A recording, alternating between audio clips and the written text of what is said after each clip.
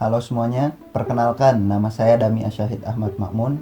Perkenalkan teman-teman, nama saya Resa Kusuma Diraja. Saya pernah menjabat sebagai Ketua PPI Bursa di Kabinet Langkah Kita selama setengah periode. Dikarenakan kelulusan saya harus berhenti menjabat sebagai Ketua PPI Bursa untuk menaati konstitusi tertinggi di PPI Bursa, yaitu ADART. Mulai menjabat dari melanjutkan Dami di periode kedua tahun 2020.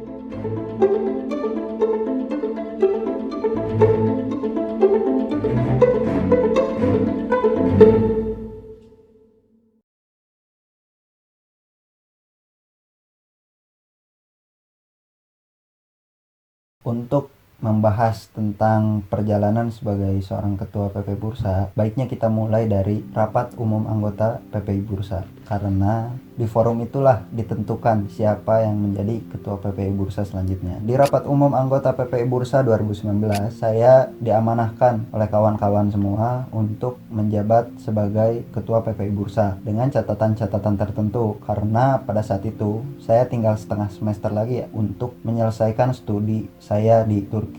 Lalu setelah terpilih menjadi ketua PPI Bursa, saya punya hak prerogatif sebagai ketua untuk membentuk kabinet. Untuk membentuk kabinet ini, langkah pertama yang saya ambil adalah memilih wakil.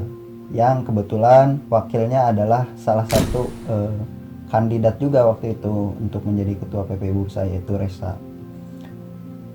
Lalu setelah memilih Resa sebagai wakil dan disetujui oleh Resa, setelah kita berdiskusi tentang PPI Bursa, kita mulai cari ketua-ketua divisi dengan meminta rekomendasi dari ketua divisi sebelumnya di kabinet sebelumnya yang diketuai oleh Bang Nuha. Kita dapat beberapa nama dan kita ajak untuk bergabung ke kabinet yang waktu itu saya namai Langkah Kita. Nah, setelah terpilih ketua-ketua divisi, langkah selanjutnya adalah memilih anggota divisi dan sekretaris bendahara. Di situ kita membuka open recruitment kepada teman-teman semua, dan saya cukup kaget karena ternyata antusiasme kawan-kawan semua sangat baik pada tahun itu untuk bergabung di PPI Bursa. Lalu telah terbentuk kabinet, langkah selanjutnya adalah kita membuat rancangan program kerja yang pada saat itu didiskusikan di masing-masing divisi dan juga didiskusikan di BPH Inti.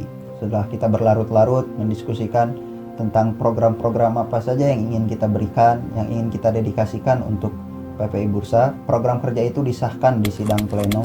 Waktu itu tempatnya di GGN. Lalu beberapa hari setelah itu ternyata di Turki awal-awal pandemi mulai merebak gitu kan. Jadi mulai banyak larangan-larangan untuk berkumpul dan segala macam. Padahal banyak program kerja kita yang mengharuskan kita untuk bertemu, bertatap muka, dan berinteraksi dan sebagainya. Dan ternyata setelah itu dikarenakan kita terdampak juga oleh pandemi, fokus organisasi ini berubah secara otomatis jika kita memakai piramida Maslow yang awalnya kita sudah ada di tahap tertinggi, yaitu mengaktualisasikan diri gitu kan, untuk berkarya, mengeluarkan bakat-bakat kita dan segala macam. Kita kembali ke titik terendah, yaitu menyelamatkan diri gitu. Yang penting adalah keselamatan, keamanan dan sebagainya. Dan di situ peran kita sebagai pengurus PPI Bursa beralih dari yang tadinya ingin berkarya melalui program-program kerja, beralih menuju bagaimana caranya kita saling menjaga satu sama lain sesama perantau, khususnya yang ada di bursa. Kita ingin tahu bagaimana kabar kawan-kawan semua yang ada di bursa, kesehatannya, kebutuhan logistiknya, kan, apakah semua itu terpenuhi atau tidak. Makanya kita cukup terhambat oleh adanya pandemi ini karena kita tidak bisa fokus kepada program kerja yang emang dari awal sudah dicanangkan. Lalu setelah itu kita membentuk Satgas Covid pada awal-awal itu dan segala macam. Kita mendiskusikan bagaimana nih supaya kebutuhan-kebutuhan teman-teman tercukupi. Kita berkolaborasi juga dengan berbagai pihak seperti KBRI, KJRI, dan beberapa pihak lainnya. Dan alhamdulillah menurut saya PPI Bursa ini adalah salah satu organisasi yang cukup bisa beradaptasi gitu dengan cepat di kondisi pandemi ini. Terbukti dengan tetap ada beberapa program yang masih bisa kita jalankan walaupun berubah gitu kan, dari yang awalnya kita ingin bertemu di dunia nyata, tapi ternyata kita harus, karena pandemi, kita harus bertemu di dunia maya. Lalu setelah beberapa program dan sebagainya, kita sampailah di rapat tengah tahun gitu, dimana di rapat tengah tahun itu saya mengundurkan diri dari jabatan Ketua PPI Bursa dikarenakan saya telah lulus dari Uluda University gitu, sehingga saya tidak terdaftar lagi sebagai pelajar seperti itu.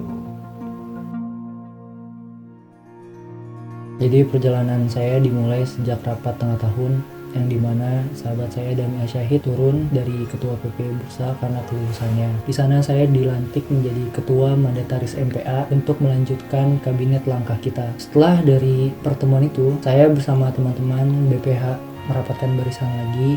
Banyak penyesuaian-penyesuaian yang harus saya lakukan, terutama karena ini kan pergantian kepemimpinan dari Dami terus menjadi saya. Di situ saya berusaha menyesuaikan kembali apa-apa yang telah dibangun oleh Dami untuk saya teruskan. Apa-apa yang telah dibentuk dengan baik, bagaimana caranya hal yang udah baik itu dapat berjalan dengan baik ke depannya. Nah, terjadi dari situ saya berusaha untuk beradaptasi di sana. Kebetulan selama di periode kedua ini, hal tantangan yang paling banyak kita hadapi adalah pandemi. Selama pandemi ini banyak sekali sesuatu yang berubah, mulai dari kehidupan sosial, di pembelajaran kita, dan kehidupan sehari-hari sangat berubah sekali. Banyak tuntutan-tuntutan yang dulu kita bisa lakukan dengan bebas, sekarang sangat terbatas. Untuk itu, selama periode kedua ini saya fokus untuk bagaimana caranya dengan segala permasalahan problematika yang ada ini, kita tetap dapat berjalan secara optimal. Bagaimana program kerja ini dapat dinikmati oleh semua orang. Dalam artian gini, banyak mungkin dulu program kerja kita yang offline, kayak program-program kerja dari divisi sosial budaya yang offline, terpaksa karena pandemi seperti ini kita tidak bisa melaksanakannya dengan offline, terpaksa kita harus melakukan dengan online.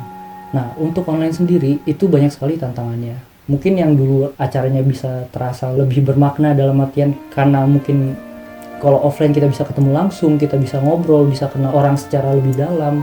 Dengannya bentuknya offline itu banyak sekali hal-hal yang kita rasakan berbeda gitu. Kita berusaha walaupun dalam kondisi ini, itu tuh bukan alasan kita untuk tidak bekerja secara optimal. Makanya kemarin setelah kumpul itu, setelah itu kita berusaha beradaptasi gimana caranya menjawab tantangan-tantangan yang ada selama di masa pandemi ini, di periode kedua ini.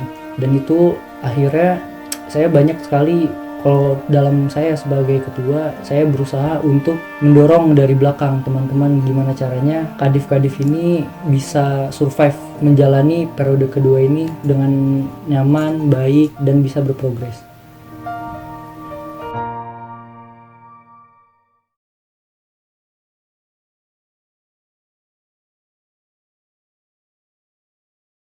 Pesan saya selama menjabat sebagai Ketua PPI Bursa di kabinet langkah kita khususnya, saya merasa sangat beruntung karena dapat merasakan berada di posisi itu. Karena dengan berada di posisi itu, saya benar-benar belajar banyak hal, dari bagaimana manajemen waktu, manajemen emosi, manajemen konflik, dan sebagainya. Saya mempelajari hal-hal yang tidak bisa saya pelajari di kelas. Lalu juga saya merasa beruntung karena dengan berada di posisi itu, saya punya kewajiban untuk bertemu dengan orang banyak, kan, mengenal orang banyak, dan juga mendapat banyak pembelajaran dengan bertemu dengan orang-orang hebat itu. Lalu saya merasa sedikit bersalah karena hanya menjabat selama setengah periode. Saya merasa masih memiliki hutang yang entah bagaimana saya melunasinya gitu kepada PPI Bursa, karena saya hanya menjabat selama setengah periode. Itu cukup berdampak ke beberapa hal seperti itu.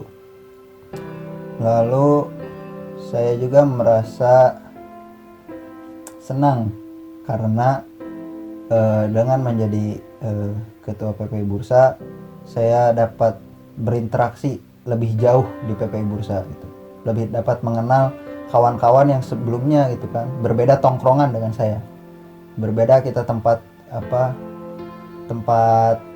kita biasa berkumpul, kita berbeda dan segala macam. Dengan berada di posisi itu, saya dapat berinteraksi dengan lebih banyak teman-teman di PPI Bursa.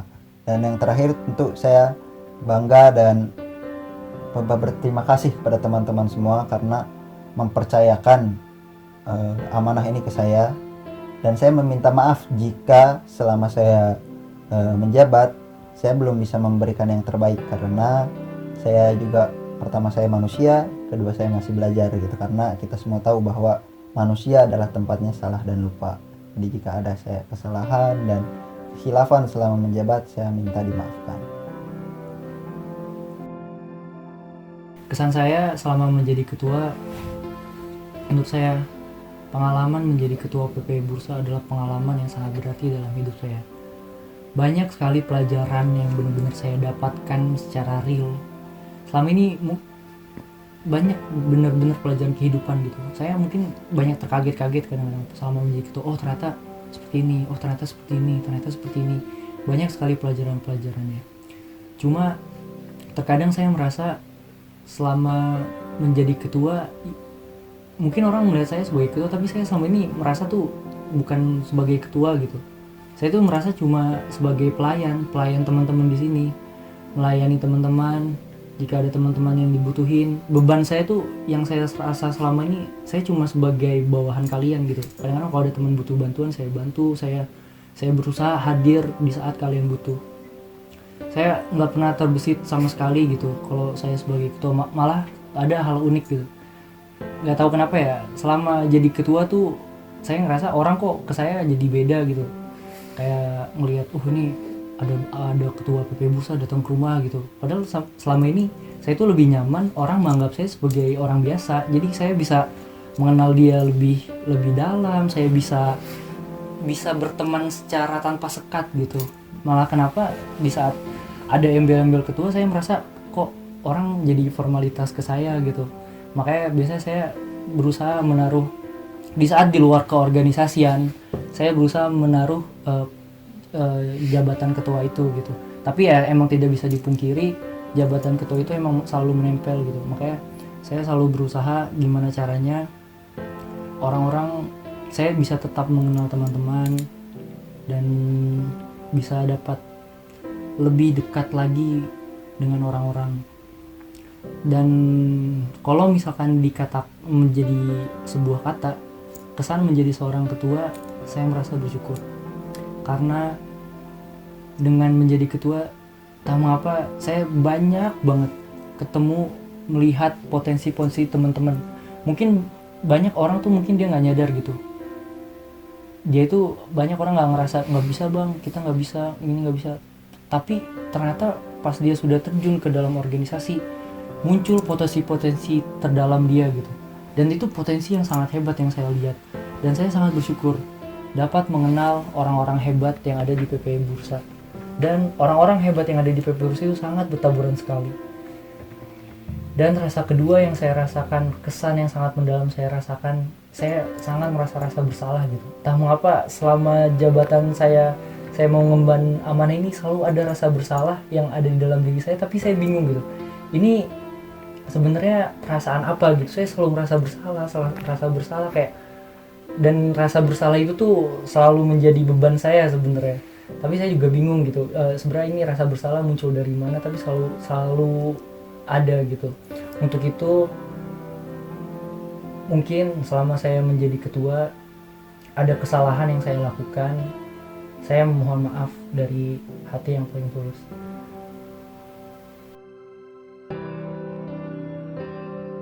Kawan-kawan semua, ada beberapa pesan yang ingin saya sampaikan untuk PPI Bursa sebagai organisasi, juga untuk kawan-kawan sebagai tulang punggung organisasi. Pesan yang pertama adalah lebih cermat dalam memilih ketua. Cermat di sini maksudnya adalah ketua ini adalah nanti representasi kalian, representasi kita sebagai PPI Bursa untuk ditunjukkan kepada publik gitu, kepada pihak-pihak luar. Makanya butuh kesepakatan, butuh dialog dari semua pihak yang ada di PPI Bursa. Makanya ketika nanti RUA ataupun ketika masa-masa pemilihan ketua dan sebagainya, saya harap teman-teman semua ikut berpartisipasi aktif dalam pemilihan ketua, sehingga ketika nanti terpilih salah seorang ketua itu adalah benar-benar atas kesepakatan kita bersama. Dan itu adalah representasi terbaik dari PPI Bursa untuk ditunjukkan kepada publik gitu, sehingga kita nanti akan semakin berjaya mungkin sebagai organisasi, dan nama kita juga akan semakin baik ke depannya. Lalu yang kedua adalah milikilah PPI Bursa ini. Bukan secara pribadi ya, tapi PPI Bursa ini adalah milik kita bersama. Sehingga setiap apa-apa yang terjadi di PPI Bursa, teman-teman semua itu akan terkena dampaknya, gitu kan. Sehingga ketika ada hal-hal yang baik, teman-teman semua berpartisipasi aktif bareng-bareng untuk mendukung hal baik itu. Ketika terjadi hal-hal yang buruk, teman-teman semua berusaha untuk mencegah hal-hal itu terjadi gitu. Jadi penting gitu kan, kolaborasi kita semua, keaktifan kita semua sebagai anggota PPI Bursa untuk menjaga PPI Bursa ini sebagai rumah kita bersama agar tetap dalam kondisinya yang baik gitu kan. Kalau diibaratkan rumah gitu kan, agar PPI Bursa ini tetap rapi, bersih, terawat, teratur. Itu perlu kelogoan teman-teman semua untuk meluangkan waktunya, tenaganya, pikirannya untuk kebaikan kita bersama. Itu pesan yang kedua. Lalu yang ketiga adalah tumpahkanlah gitu kan bakat-bakat kawan-kawan semua, keresahan-keresahan kawan semua di PPI Bursa. Jadikan PPI Bursa ini ruang pembelajaran untuk teman-teman semua, di mana di PPI Bursa ini teman-teman semua bisa mempelajari banyak hal yang emang tidak dipelajari di kelas kan, di kampus. Nah, jadi ini adalah ruang untuk teman-teman semua, wadah untuk teman-teman semua, tempat untuk teman-teman semua mengeluarkan bakat-bakat yang emang ada di teman-teman semua gitu kan. Jangan sampai PPI Bursa ini menjadi rumah yang tidak terpakai gitu kan. Sayang sekali, karena sebenarnya PPI Bursa punya potensi yang besar jika kita semua tahu cara menggunakan PPI Bursa ini, tahu cara bagaimana memanfaatkan PPI Bursa dengan baik dan benar, dan itu harus bijak. Seperti itu pesan-pesan dari saya. Mungkin pesan saya sedikit.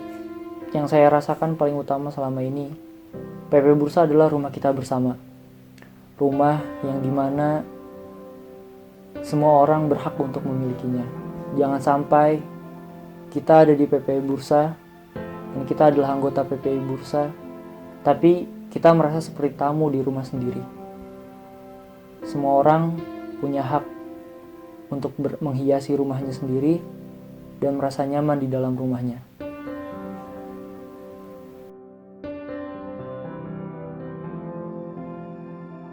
Menurut saya, PPI Bursa adalah kawah candra di mukanya mahasiswa atau pelajar Indonesia yang ada di Bursa.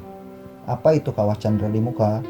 Kawah candra di muka adalah tempat di mana Gatot Kaca menempa dirinya untuk mendapatkan kesaktian. Maka itulah PPI Bursa untuk kita semua. Tempat kita menempa diri kita untuk mendapatkan dalam tanda kutip kesaktian itu. Yang mana saya sendiri berharap kesaktian itu dapat berguna untuk kita semua di masa yang akan datang. Lalu PPI Bursa adalah tempat di mana kita bisa berproses untuk menuju insan al-kamil. Yang mana insan al-kamil menurut Muhammad Iqbal adalah seorang mukmin sejati yang di dalam dirinya terdapat wawasan, kekuatan, perilaku, dan juga kebijaksanaan. Semoga kita semua diberikan kekuatan untuk dapat terus menikmati proses penempaan diri kita di PPI Bursa ini, sehingga kita dapat menuju insan al-kamil. Terima kasih. Assalamualaikum warahmatullahi wabarakatuh. Mungkin kata penutup saya, buat teman-teman, tetap semangat, jangan pernah lelah di dalam kebaikan. PPI Bursa, salam hangat, bersahabat.